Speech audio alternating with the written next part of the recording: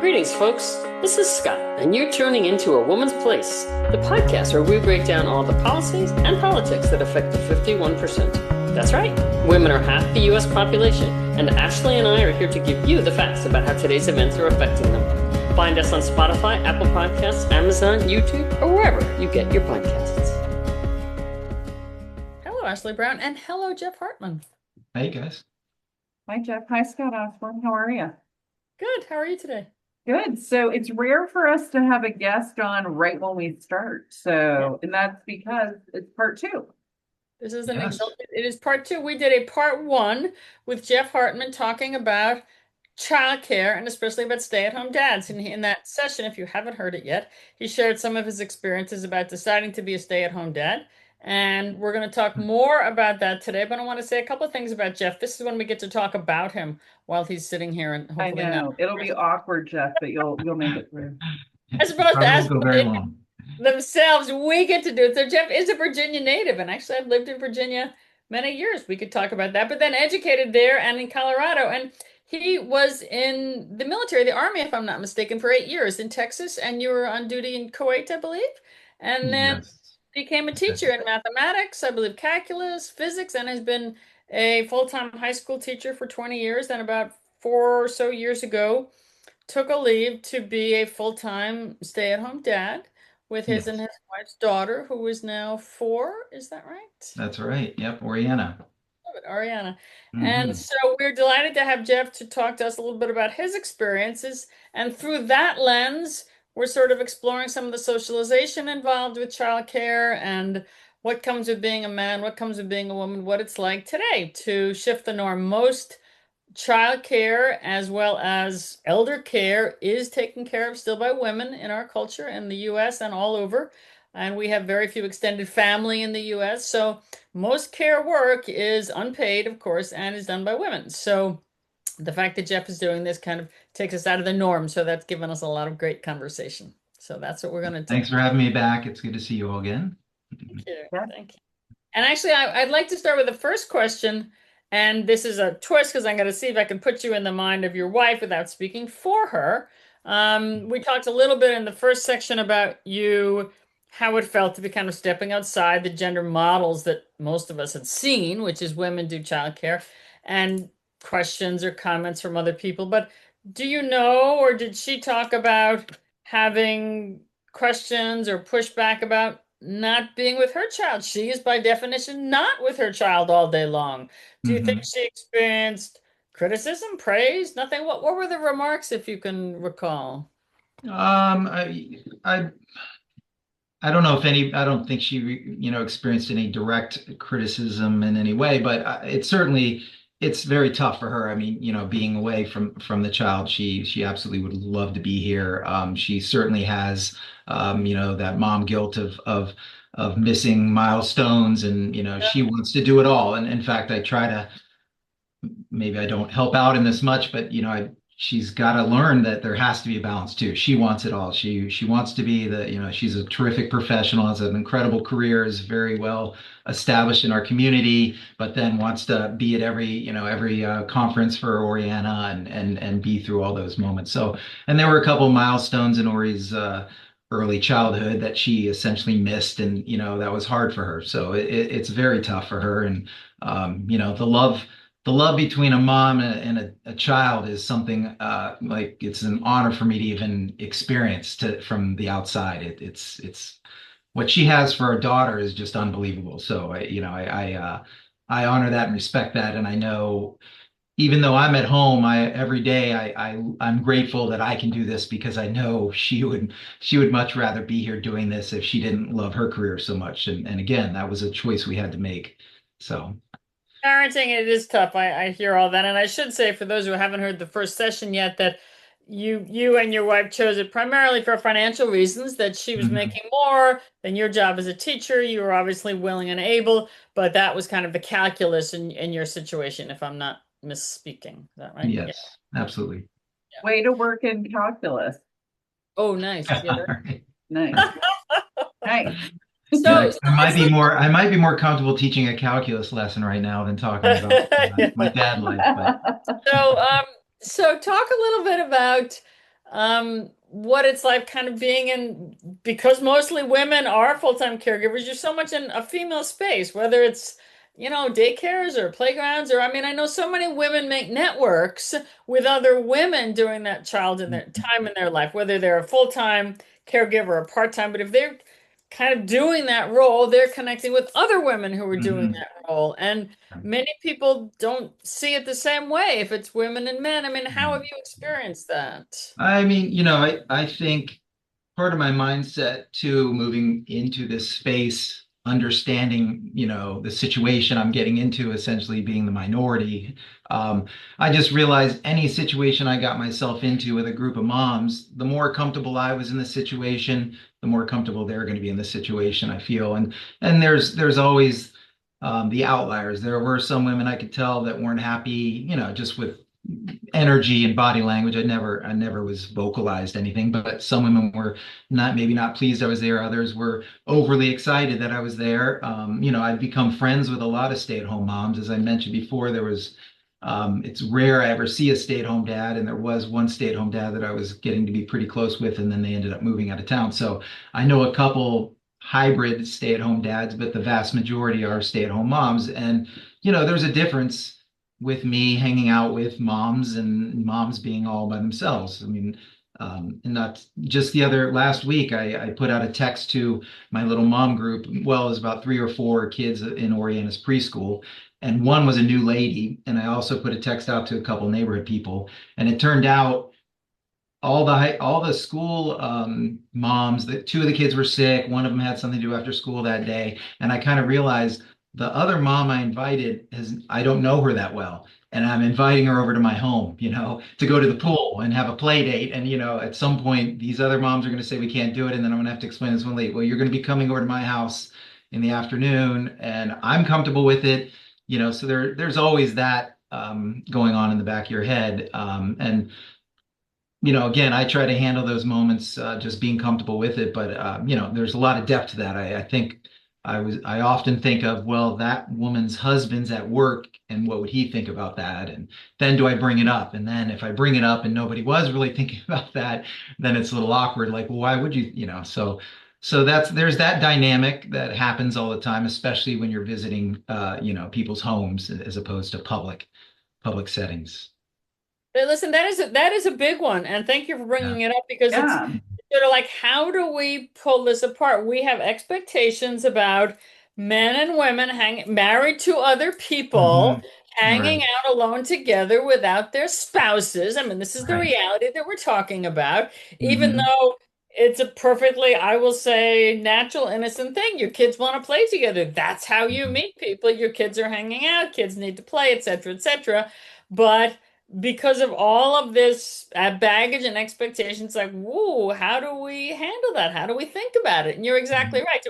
Do we put it on the table and say, well, I'm okay with this, but like, is your husband okay? Does your wife know? Or do Hmm. we just assume that everybody's cool and this is Right. what it is? Right. And then the It's a husband says very to me, thorny well, one. why do you think my wife's attractive? I mean, yeah, it feels Right. like, but I feel like I would err on the side of putting all that out. And if it gets weird and doesn't work, then it doesn't work. But, I think putting that out there would be the right call. But that being said, there's only one lady that comes over to our house that we're really good friends with, my wife and I, and they're a married couple, and we've known them years before Oriana. So Yes. honestly, she's probably the only woman that comes over to this house when I'm just here. And so I've never had that direct talk with her husband, but we're all good friends, and I think wouldn't be appropriate. But I haven't yet had to have that talk in these moments. But like I said last week, I thought this might be the time where I'm going to have to get weird about it and say, can I get your husband's phone number and give him a call? And I think I would have followed through with that. And like I said, if it got weird on everyone, at least I gave it a shot beforehand, before things, Right. And actually, I'm just playing this out in my head. Is that where, if we want, because I don't say we want. I think probably we're going to go toward more flexible roles because more men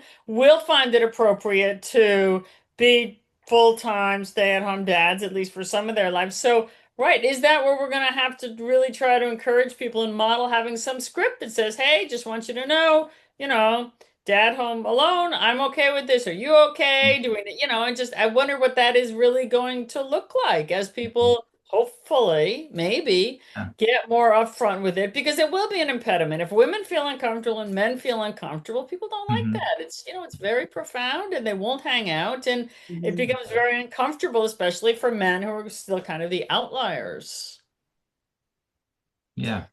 I don't know where it's going to go, I, but I we mean, shall. I feel like, back in the 70s and 80s when the women were going largely back into the workforce, my dad was an engineer and most of his coworkers, all of his coworkers essentially were men, except the females were secretaries. But then there were some female engineers that kind of mixed in. And so in a sense, the roles are being reversed with me infiltrating the female gender dominant workforce in that way. And there's going to be some friction and problems with that. But, overall, like I said, most women are very welcoming. And I think you asked this before. There is a sense of like, well, we'll see how well you do with this. I don't think a mom when she shows up, it's like, well, we'll see how well you do with this. It's just understood that the mom's gonna to make it work. That being said, if there was a stay-at-home dad that came over to my house, it's different, right? It is a guy, and we got our kids, and then if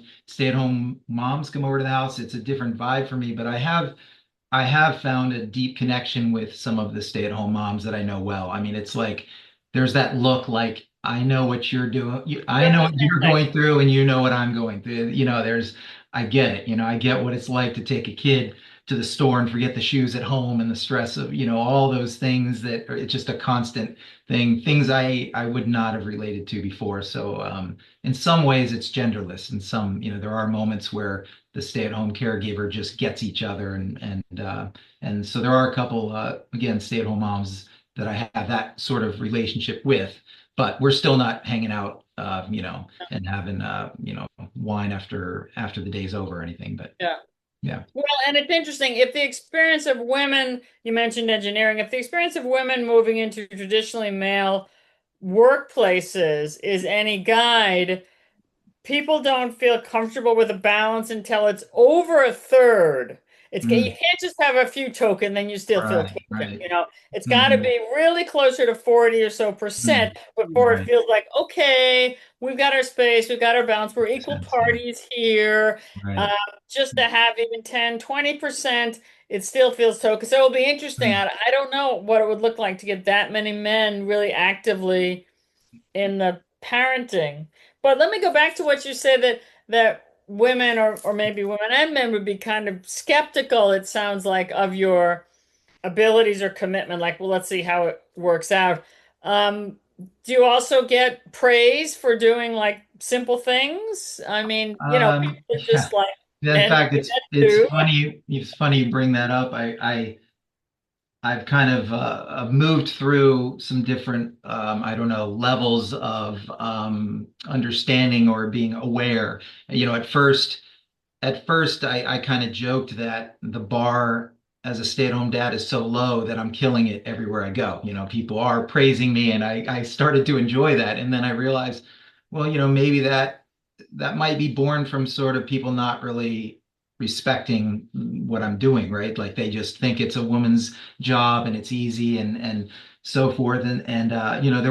It's happened to me several times, especially in grocery stores. Like I say, I look at shopping anywhere we go as teachable moments. I mean, or we're counting things, we're up and down the aisles, we're looking at different foods, and at least twice a woman has come to me and said something like, "Oh, I heard you from the other aisle, and I just can't tell you how amazing you're doing as a dad." And I thought, oh, well, this is normal. But then, I don't think my wife has ever been stopped when she's out with Ori, the time she's out with Ori and been praised about how she's doing with our child. So certainly there's that different level of praise that I think I get in it.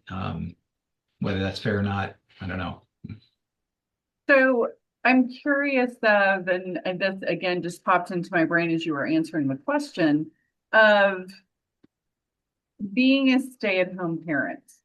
Hmm. More challenging than you thought it would be, like Oh, compared to going to work versus yeah. staying at Work Yeah, home. in another absolutely. workplace. Right. Yeah. I mean, absolutely. I can't even articulate the the gratitude I have even for my mom, and my sister has 3 kids, the oldest is just in high school. The work that's done here at home is just it's a whole different type of stress. It's there's slow moments in the day, and then there's your kind of hysterical moments during the day, and you've got to manage all of that, and yes, the isolation and managing, thinking about so many different things in ways you've never had to think about before. It's definitely challenging. And, so I can't even, having been in the military and taught for 20 years of high school math and now being a stay-at-home dad, I honestly, prior to this, I thought stay-at-home dad was going to be the easiest, but certainly I have not found that to be the case. I think at one point you mentioned something too that maybe was unexpected. I don't want to put words in your mouth, that sort of the social isolation was particularly hard. How would you describe that? Suddenly many parents are, there's a lot of being alone. I mean, I know you go shopping and do things outside, but how did you feel about that? No other real significant adult relationships. We've all been used to being in like an adult workplace or the Right, military. Now we're right. like with a 2-year-old all day. Right, right. Yeah, I mean, for 20 years, I was Mr. Hartman to thousands of students, and now I'm just at home with, with my One child. But little yeah, one. yeah, it is isolating. I mean, there's no way around it. And I have to do a better job at building community. But, again, I haven't full on attempted every opportunity, but it's challenging for me to build a community to help myself as far as feeling isolated and, certainly feeling vulnerable. You're at home. There are no safety nets, like we've said, we don't have immediate family in the area. But at some point, I just had to realize that, I wasn't stepping down into this role. I was just going into a deeper role in a different way. And I had to realize, in this moment, changing this diaper matters. This is important right now, because otherwise, at the end of the day, wife comes home and what'd you do all day? Well, I changed a bunch of diapers and did I made sure she got down on nap time and she didn't cry for the whole day, or you have these little milestones, but you have to realize that those moments matter. And so again, I wasn't there at the beginning. It took me a while to have a mind shift on how important what I do actually is. And so once I started exploring that in my own mind, I guess it made what I do every day a little easier, but it's still challenging. It's still tough. It's isolating. Housework and childcare is so devalued in our culture, as you say. It's like Mm, it's stepping down, we're stepping out. We have to mhm, literally pump ourselves up to say, yes, this is important, because mhm, typically we don't get reinforcement from that, from the culture. And it's an open question, which traditionally women have explored. Is it because it isn't paid for? So we have an economic structure that says this has no value. mhm, Or is it because overwhelmingly women do it? Or is it that it isn't paid for because overwhelmingly women do it? We've got this circular mhm. dynamic, so it isn't valued. I mean, everybody will Yeah, say, the next year it's important. Early childhood, especially, is far more important than college, et cetera, et mhm, cetera. Child development experts know this, but yeah. as a practical matter, we so devalue it. And even in our own heads, it's like, Yeah. well, I guess I got to I, tell myself this is really I important. I think this job, a lot of times, speaking to what you're saying, the structure of a traditional job has been wiped away here, right? I didn't have to go through an application process. I don't have a boss that I have to report to every morning. I don't commute. I don't get yelled at if my report is not good enough. I'm not accountable a lot of the times. So I think, someone being a stay-at-home, and part of that is the mental anguish of being stay at home. You don't, in a lot of ways, you don't have accountability. You don't have a regimented, and I'm a very regimented hour by hour, especially being a teacher, just kind of the way my mind thinks. So it felt very like I was very untethered, and that was part of the mental challenge of it all. But again, I think professionals look at you once again like, and it's true, I suppose, like my wife at work, she doesn't have a break hardly at all. And if I need a moment to lay on the couch for 5 minutes and catch my breath, I can find that moment, and I don't have again a boss, breathing down my neck. So I think. I don't know. I think that's probably part of the difference on how people view the job at stay at home. Hmm.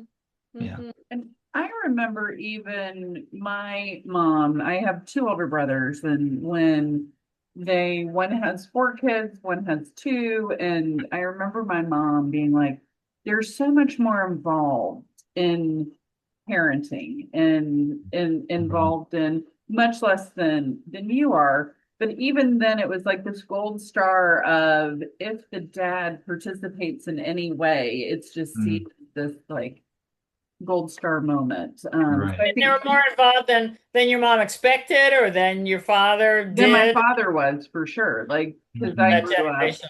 probably similar to you in that generation of, dad came home from work and kids were kind of done. We had dinner Mhm. and that was it. Mhm. So, I just think shifting the cultural norm of parenting is family. It's not Mhm. just one, it's not the mom or the dad. It's somebody might have a little more investment in it, which you're choosing. And I think we don't talk about the economic impact enough, like the economic realities of how much childcare is Mhm. and why it's just not easy to say, well, we'll both work. She'll have a great experience with early learning, et cetera, et cetera. But that's just it's untenable. Mhm. And it's not, Quality childcare for infants, and even if you can find it, the cost and the quality, yeah, again, it's devalued. It's not. It's very, very hard to come by. Yeah. so, Mhm. So um, I know many parents who have a professional career of some sort and then become a stay-at-home parent experience, the quote unquote cocktail conversation. It's like, what do you say you do all day? How do you talk about with other mhm. people? I mean, how have you found women well, certainly since they've had a career and then stay at home and they've experienced it, how have you found that? Are there particular people who is like, like, what do you bring to talk about when you've got, as I like to say, the 2-year-old home all day? Mhm. Right. Yeah, I mean, that's been a challenge for me, just relating to adults in those social situations that aren't doing what I'm doing. And again, every once in a while I'll run into another man who's the breadwinner, and what do you do? I'm a stay-at-home dad. And then there's sort of like, can be a little awkward silence in the moment. And again, I'm comfortable with the situation, and certainly it depends if that dad or man as a father, perhaps they can relate in Sure. certain ways, and so we'll have some small talk about it. But I guess until I run into another stay-at-home person and we have more to really relate to, and I have become that person of oh, you have kids. How old are your kids? What are they doing this or that, or what level are they at? So I'm in those moments, I certainly probably gravitate more towards the stay-at-home or parent types, and others that either don't have kids or aren't stay-at-homes. It might be tough to find some middle ground there. But and of course, just because I'm a stay-at-home dad, that's not all I am. So there's Course, certainly of course. other Yeah. things. But yeah, there was a different change because before, when we would go to cocktail party type things, I'm a school teacher, and then there's that whole conversation, and so now it's different. Yeah, it took me a while to kind of catch up with, you're not a school teacher anymore. You're a stay-at-home dad, and yeah, so Have you ever had a man say, "Oh, an older man say, oh, I wish I'd done that, stayed at home with my children"? Because that's many people, on actually or deathbed say, "I wish I'd spent more time right. with Oh my yeah. family." In fact, it's funny you say that. I in my mind, I have this moment of a good friend of ours. They have one daughter, and they both work, and she's probably 8 or 9 now, and so I think, and they have some family in the area, and they do the sort of a blended nanny thing. And I just remember one time when he found out I was staying at home, he just looked at me and just said, "Oh my God, I would kill to be able to do that," and I had already been doing it a while, and I kind of just looked at him and said, "It's not, man, you just don't get it. It's not." I thought that way too, like, "Oh my God, I'll be stay at home, and like I mentioned before, I'll be able to tutor on the side, and I'll get all these projects done while the baby's napping, and I had all." And so I absolutely get that, where it's like, "Oh, you're stay at home. You're so lucky. You're so lucky you get to stay at home," and again, I'm grateful beyond Yeah. words that I'm here and can do this, but it absolutely is. It's not what sometimes the outsiders think. And again, this gentleman has a daughter, and he gets all that, but he still was just saying how lucky I was, and how or he didn't use the word easy, but he just again said, I wish I could be in your shoes. Yeah. Kind of Maybe like there's that way something I don't have about- the stress of my real job. I can Yeah, kind of there's live something your about how life. stressful so many quote unquote other jobs are too, no question. Yeah. Yeah. Yeah. So So, have your oh, go go ahead. ahead, Scott. I'm going to let you go, and then I'm going to go into wrap up for us. So you go. I had so many. I wanted to ask two questions, so you can pick, Jeff. One, I wanted to know what kind of was hardest on reflection, but I also want to know if your perspective on female child caregivers, the women who typically do this has changed, because we often talk about getting people to understand, other perspectives and understand childcare. So I'm curious if your perspective on women who do this has changed, but I'd also really love to know what has been hardest. Well, and so I guess I'll try to answer both kind of quickly, but I mean, yeah, my perspective on female childcare as is just off the charts. Like I mentioned maybe before, I might even get emotional thinking about my mom and my sister and what they've done. And I think any parent eventually experience that. Once you have a child, you just realize what was done for you as a child. So, again, I have a world of respect for what women have done for decades, for millennia. So that's just a no-brainer. It's going to happen, I suppose. And your other question about what's the hardest? Yeah. Um, yeah, again, I think just my identity, changing my identity. I was a teacher. I was a military. I was a runner. Had all these other titles of who am People I. respect you, Jeff. People respect you in Right, those right. And positions. You have it does authority. change. Yeah. Yeah. So it does change now that I have this title or, I mean, I'm obviously the same person and I can say, I don't know if I could say I've grown more. I probably have grown more as a person through this role, but it also might be the stage of life I'm in. It's a culmination of things, but absolutely, I've grown more in these last 4 years of my daughter's life. I mean, just the experience of having a child. My wife and I, our marriage is better. We have, everything is just more depth to life. And so it's been the greatest experience, absolutely, of my lifetime for sure. So I guess that's the good side. But the hard side, That's again, is right. the isolation and the identity change and just sort of figuring out who am I in society. And again, with the gender, stipulation on what I do, it's tough to kind of figure that out. But Yeah. it's been So many of us, it's interesting. It's like we are what our job is. That's what we say to people. It's like, what do you right, do? right. And it's just, yeah, I'm interesting. thinking that's the opportunity for another show topic of we are tied to role. And Mhm, I think a lot of people when they retire struggle. Think of all the pre-work you've done mhm, on removing role from your identity, mhm, to just, get comfortable with what's in front of you and what your current priorities are, as opposed to this is who I am because it's my title. mhm. So see, you're ahead of the curve, Jeff. Okay. Ahead of the curve in so many ways. Yes. I know. So our time is up. This has been so interesting. Thank you again for Sure.